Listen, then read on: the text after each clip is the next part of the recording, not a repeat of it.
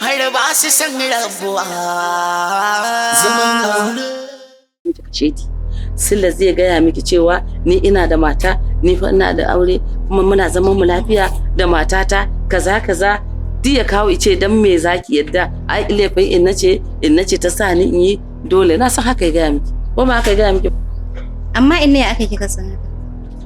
Ya ba zan gane ba Hafsa, ni fa na yi Sule.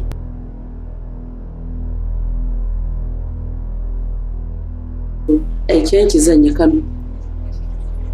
Ki je inda muka so, ki je ki kai musu. Ki saida mu. Idan kika je kika sayar, sai ki tura wa Sule a cikin account din shi dan na tabbata ba za ki rasa account din shi ba. Ina da account din shi.